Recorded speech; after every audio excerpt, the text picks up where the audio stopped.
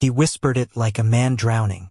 And I stupidly answered like someone who had no idea he was about to be pulled under too. The string quartet was still playing when Adrian Calderon, the kind of billionaire whose name everyone in the country knew even if they pretended not to, leaned close enough for his breath to brush my cheek and said those two impossible words. Save me. I thought he was joking. Or drunk. Or both. Because no one looks at a man they have never officially met and says something like that. Especially not when they're standing under a giant chandelier of crystals at their own engagement party. But Adrian looked at me like I was the last solid thing in a collapsing world. And I, Evan Reyes, recent UCLA graduate with a half-dead car and a full-dead love life, felt my mouth go dry. Save me. From what? From who? From himself. I didn't know then that the last answer was the truest. The air smelled of citrus, overpriced cologne, and the expectations of the Los Angeles elite. I blinked, heat prickling the back of my neck as the crowd milled around us. Senators, tech moguls, actors who pretended to be too humble to be recognized. And there, in the middle of all of them, Adrian Calderon stood with a diamond ring on his finger and fear in his eyes. I'm sorry, I whispered back. What did you just say? He straightened, expression smoothing into billionaire neutrality. You heard me. You're engaged, I said because it was the only obvious thing my brain could land on. His fiancée, the very photogenic Madison Hale, was on the other side of the garden patio talking to her father. They were both smiling, both perfect, both frighteningly at ease with the cameras flashing around them. She had no idea her future husband was asking a stranger for rescue. Of course she didn't. I didn't know her. I didn't know him. I didn't even know why I had been invited tonight. My boss at the event company had texted me last minute saying they needed another pair of hands to help manage tables and guest flow. A gig. A job. Nothing more. But now the billionaire groom was staring at me like we shared a secret. It's not what it looks like, he said quietly. It looks like you need better boundaries, I muttered. He almost laughed. Almost. Walk with me. I'm supposed to be working. You are. What does that even mean? It means that for the next 10 minutes your job is to walk with me, he said, already turning. I followed because what else do you do when a billionaire tells you to walk with him? You walk. Even if your brain is screaming about hourly wages and professionalism and how this was definitely how horror movies started. We moved toward the balcony overlooking the Pacific. The sunset had already died, leaving a soft purple haze over the ocean. The distant crash of waves mingled with the low hum of party chatter. You don't know me, I said. But you're the only one here not pretending, he replied.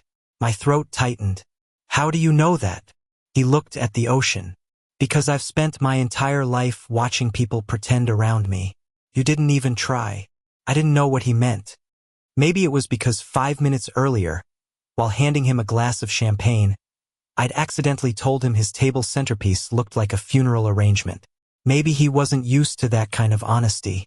He exhaled slowly, shoulders dropping. I don't want to marry her. There it was. The hook in the chest. Then don't, I said. He shot me a look. You say that like it's simple. In my world, it is. Well, he murmured, welcome to mine, where nothing is simple. A gust of wind rolled off the ocean, pushing a strand of his hair out of place. The smallest, most human imperfection on an otherwise sculpted facade.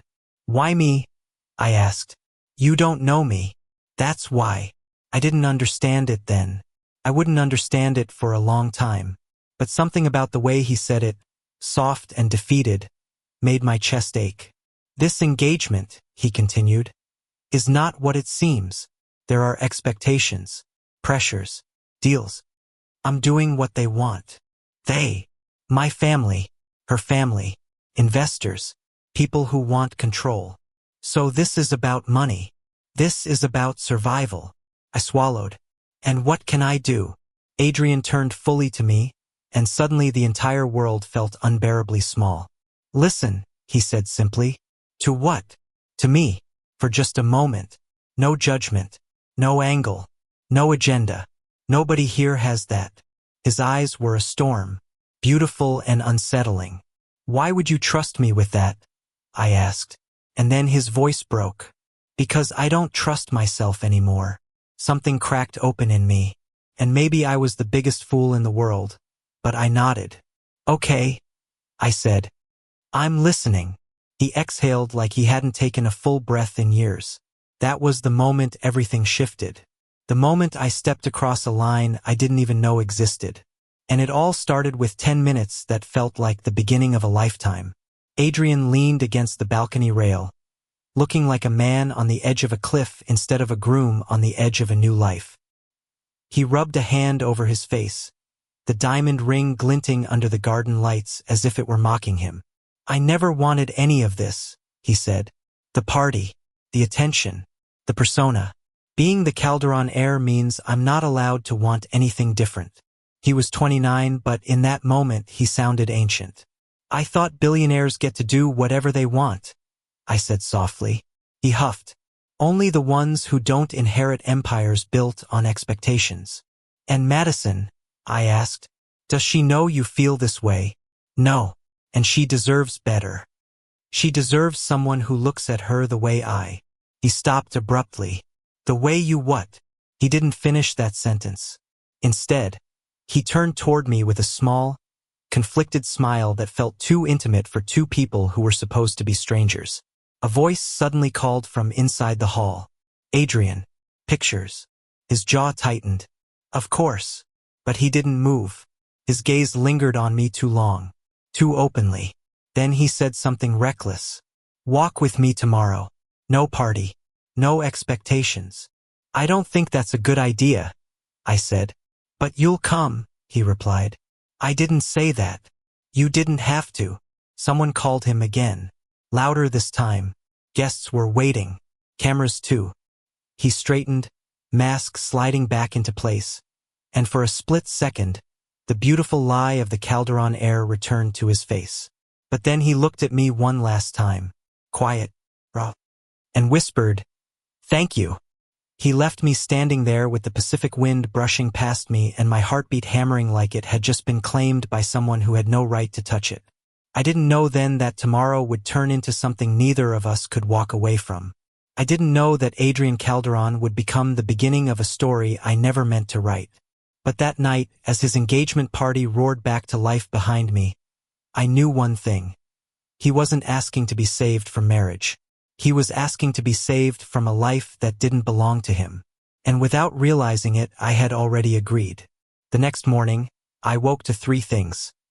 The sound of my dying air conditioner rattling like it was possessed, the faint scent of last night's cologne still clinging to my shirt, and a text message that should not have existed. From an unknown number. Evan. 11. Griffith Park Observatory. Please come. Adrian Calderon somehow texted like an efficient CEO even when asking a guy he'd met 20 minutes earlier to meet him in an iconic Los Angeles landmark. I dropped my phone onto my chest. I should not go. I absolutely, definitely should not go. But then I remembered the way he whispered save me, and something inside me twisted again in that dangerous, delicate way. Half an hour later, I was driving my half-dead Honda up the winding hills toward Griffith as if I were being pulled by a string. The sky was pale blue, the kind that felt like it hadn't decided yet whether it wanted to be warm or cold. LA mornings were moody like that, dramatic as if the city itself was auditioning for something. The parking lot was mostly empty. And there, by the stone wall overlooking the Hollywood sign in the distance, stood Adrian. No suit, no cameras, no fiancé, just a man in a dark sweater, hands in his pockets, shoulders slightly slumped as if the world had finally stopped watching long enough for him to breathe. When he saw me, he didn't smile. He softened. Thank you for coming, he said quietly. I haven't agreed to anything, I replied, stepping out of my car. Of course not, he said, a ghost of humor in his eyes. You just drove 20 minutes before breakfast to tell me that. I hated that he had a point. Adrian turned back toward the view, and the early sunlight hit his profile-strong jaw, high cheekbones, eyes that looked carved out of longing. It was the kind of face that belonged on magazine covers, but here in the cold morning wind, it just looked like a man trying to hold himself together. You look different without all the billionaire armor, I said before my brain could stop me. He hummed softly. And you look different without a tray of champagne glasses. Wow, insulting me this early. I'm not, he murmured. Yesterday you were working. Today you're just you. Is that good or bad? Adrian hesitated. It's terrifying. What? Why? Because you don't want anything from me. I blinked. Do people normally want things from you? All the time, he said simply. Money, influence, access, deals, even affection. And what do you want? I asked, crossing my arms. He looked at me with a raw sincerity that should have come with its own warning label. Someone who sees me, he said. Something hit my chest so hard I almost stepped back. I didn't know what the hell this was. Connection, confusion, chemistry, loneliness, maybe all of it wrapped into one wild, dangerous mess. So, I said, clearing my throat, you dragged me up a mountain to tell me you're lonely. He shook his head. To tell you the truth. Or at least the part of it I can say out loud.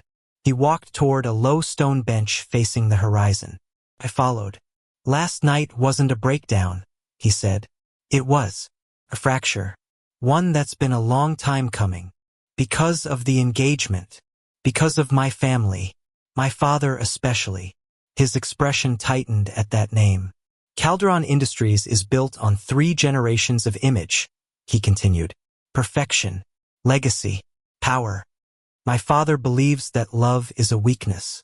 That marriage is a strategic alliance. My engagement to Madison secures a political partnership they've been grooming for years. Grooming sounds creepy. It is. And you just go along with it, I said. He shot me a look. Do you think I haven't tried to resist? Did you? I did, he said softly. And I lost. The wind whistled between us. You don't seem like someone who loses easily, I murmured. You don't know my father. His voice had a quiet dread in it, like he was speaking about a man who could rearrange a person's future with a phone call. Why me, Adrian? I said again. Why talk to me about any of this? He didn't answer immediately. Then he said, barely above a whisper. Because I've been alone for a very long time, Evan. And last night, for the first time in years, I didn't feel alone. My heart stuttered. That wasn't fair. People shouldn't say things like that. Not when they're engaged. Not when they're hurting. Not when they look like that. He lowered his head, fingers curling on the stone bench. I know you think this is reckless, but something about you. It's like I finally found someone who isn't part of the machine. I swallowed hard. I'm not a miracle, Adrian. No, he whispered. You're real. That's what matters. Silence fell between us, heavy and full. Then he looked up, eyes cutting right through me. Will you let me talk? Just talk. No judgment. No pressure. I just need a place to be myself. I inhaled. This wasn't something I had planned. It wasn't something I understood. But the look on his face, the ache, the honesty, the exhaustion felt like a story carved into the bones of someone who had never been allowed to tell it. Okay, I said quietly. I'll listen. Adrian exhaled like he'd been holding that breath for a lifetime. And so he talked. He told me about his father's iron grip over the company, about investors who saw him as an asset, about being raised like a product, trained to smile for cameras, trained to be charming and ruthless in equal measure, about how every choice in his life had been filtered through the question, how does this benefit the Calderon legacy? He told me about Madison, how kind she actually was, how she wasn't the villain of the story but another victim of expectations, how they both agreed years ago to see if something developed, but nothing ever did. She deserves love, he said, and I can't give it to her. Because you don't love her, I said. He shook his head. No, I never have. And you can't tell her, I added. It would destroy her family, and mine, and the company. The media would explode. So you're trapped. He nodded, gaze hollow. Then I asked the question I hadn't meant to ask. So who do you love? His breath caught. The question hung there, suspended in the cool morning air, too intimate and too dangerous to ignore. Adrian looked away. I can't say, he said. Can't or won't. He didn't answer. But something in the way his jaw clenched, the way his eyes flickered toward me then away again, made a wave of heat bloom under my ribs. This was insanity. He was engaged. He was a billionaire. He was drowning in pressure and politics and family expectations. And I was, me, a nobody. A guy with a Honda that could explode any day and a job that paid in temporary contracts and exhaustion. We should walk, he said suddenly, standing up. Sure, I said, grateful to break the tension. We walked along the observatory path, tourists starting to trickle in around us. He kept his hands in his pockets, shoulders hunched despite his height. I could feel the heaviness radiating off him like heat from asphalt. I'm not asking you to fix my life, he said after a minute. Good, because I can barely fix my car. He cracked a small smile. I'm just asking for a space where I don't have to pretend, he continued. A space where I can breathe. And you think I can give you that? Yes, he said simply. I felt something in my stomach flip. You barely know me, I whispered. But I know how I feel around you, he replied. That stopped me dead. I turned to him. Adrian. He held up a hand before I could go further. I'm not asking for anything inappropriate, he said. I'm not asking you to betray anyone. I'm not asking you to complicate your life. Too late, I muttered. He huffed a humorless laugh. I'm only asking for honesty, and maybe a little time. Time. As if time could solve the kind of problems he was trapped in. Okay, I said slowly. Time I can give. His shoulders loosened. Thank you. We continued walking, but something had changed between us. The air felt charged, fragile, like a thread connecting us had grown tighter without either of us meaning to pull it. A group of tourists walked by, whispering excitedly. One recognized Adrian. He stiffened immediately, the billionaire mask flickering back into place. Do you ever get used to that? I asked once they passed. No, he murmured. You just learn how to hide better. And with me, I said, you don't have to hide. That's why I asked you here, he said. He paused, expression conflicted. But it also means I'm putting you in a difficult position. What position? To choose. I frowned. Choose what? Whether you walk away now, he said, voice low, or stay and get drawn into something messy, something painful, something that might hurt both of us. I stared at him. He meant it. He was trying to warn me, trying to give me an out. Adrian, I said softly, I don't even know what I'm choosing. He looked at me with eyes full of storms and secrets. You're choosing me, he whispered.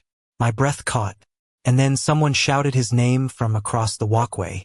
Adrian, a man in a suit, tall, hard expression, moving with purpose. Adrian went still. Who is that? I asked. He exhaled sharply. My father's head of security. The man reached us in seconds. Sir, he said to Adrian with stiff urgency. Your father wants you downtown. Now. Adrian's jaw tightened. This isn't a good time. It wasn't a request. Something inside Adrian snapped for a moment. Just a flicker. Anger and fear and exhaustion tangled together. He looked at me, regret heavy in his expression. I'm sorry, he whispered. The security man stepped closer. Sir. Now. Adrian clenched his fists, then forced himself to nod. As he turned to leave, he glanced back at me one more time. 1,000 words in one raw look. I'll call you, he said, and then he was gone, taken, pulled back into the world that owned him. I stood there, heart pounding, watching him disappear into a black SUV that swallowed him whole. Something cold slid through me. This wasn't simple. This wasn't romantic. This wasn't even just complicated. This was dangerous. And deep down, something told me that Adrian wasn't just a billionaire trapped in an unwanted engagement. He was a man standing on a fracture line, one wrong step away from breaking. And somehow, impossibly, terrifyingly, I had become the person he reached for. The second I stepped into the Calderon Tower lobby, I knew something was wrong. People were moving with tense urgency. Assistants whispering in corners. Security stationed at every exit. The building felt like a giant machine humming under pressure, and every wire inside it was pulled too tight. The elevator ride to the top floor was a quiet, suffocating ascent. My palms were sweating. I had no appointment, no authority, no logical reason to walk into the headquarters of a billionaire dynasty.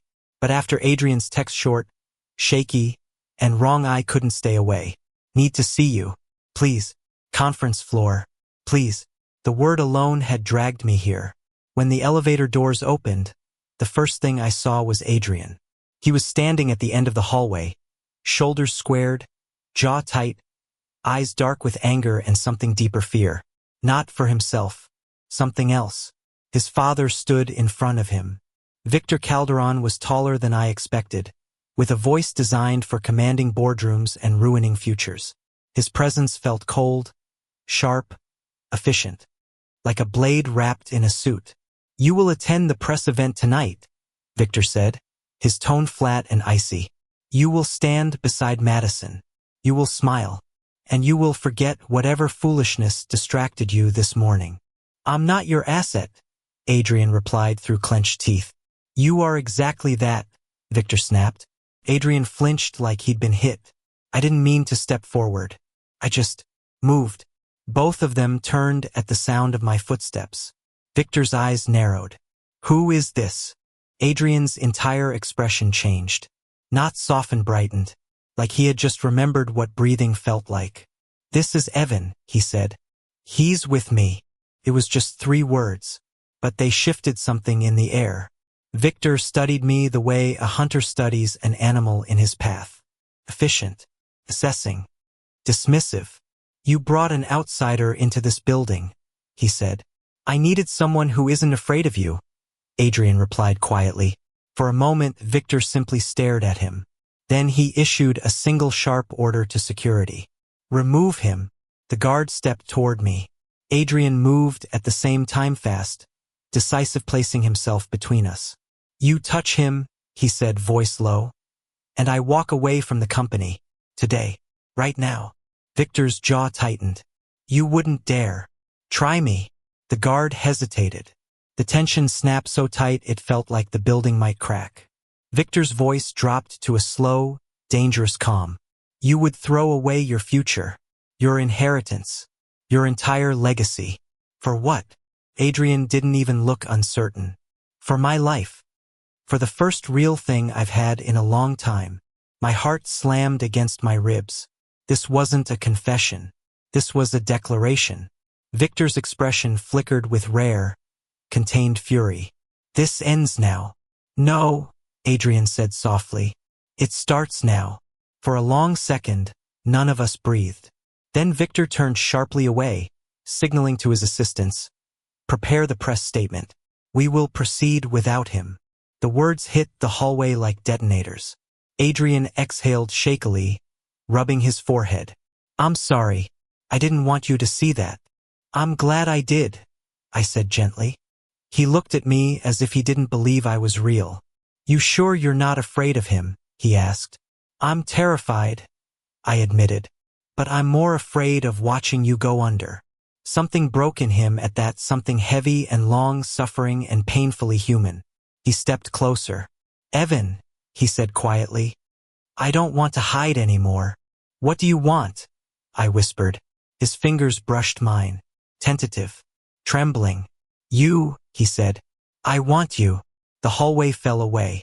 The building. The pressure. The legacy. All of it. There was only him. We didn't kiss there, not yet. Not with cameras around the corner and the echo of his father's threat in the air. But the space between us felt charged with the promise of everything we hadn't dared to say. Come on, he murmured. Let's get out of here. And I followed him out of the Calderon Tower, out of the shadow of the life that had been suffocating him for years. Once we reached the rooftop parking, he finally breathed deeply, as if fresh air could rewrite fate. What now? I asked. He looked at me, sunlight catching in his eyes. Now, he said, voice softening. I choose my own life. And Madison? I asked gently. She already knows, he said. Or at least she's known for a long time that something wasn't right. She'll be okay. Stronger than me, honestly. And your father. Adrian shook his head. He doesn't own me. But he'll try. Yes, he said, stepping closer. But I'm not alone anymore. There was a vulnerability in him I hadn't expected. A hope so new it looked fragile. Evan, he said, I don't know what this becomes. I don't know what the world will say. I don't know if I'm brave enough for all of it. I cupped his face gently, feeling the tension melt under my palms. You don't have to be brave, I whispered. Just be honest. Just be yourself. I can meet you there. His breath hitched, and then finally kissed me, soft at first like a question, then deeper, like an answer he'd been waiting his whole life to find. His hands slipped to my waist, mine tangled in his hair, and the world didn't fall away, it clicked into place. When we broke apart, he rested his forehead against mine. I've never felt this free, he whispered. Good, I said, because this is just the beginning. A small smile curved his lips. Stay with me, not because of my name or my money or the mess of my life. Just stay. The wind swept across the rooftop, carrying the scent of early summer and something sweeter. Yeah, I murmured. I'll stay. For the first time, Adrian looked like a man stepping into his own story, not a legacy, not a duty, not a symbol. A man choosing happiness, choosing truth, choosing love, choosing me. And as he intertwined our fingers and led me toward his car, sunlight glowing at our backs, I realized something. When he whispered, "Save me," that night, he wasn't asking for rescue. He was asking for a future. And somehow, impossibly, we were walking into it together. Thank you for listening. If you find it interesting, please like and subscribe to follow the next stories.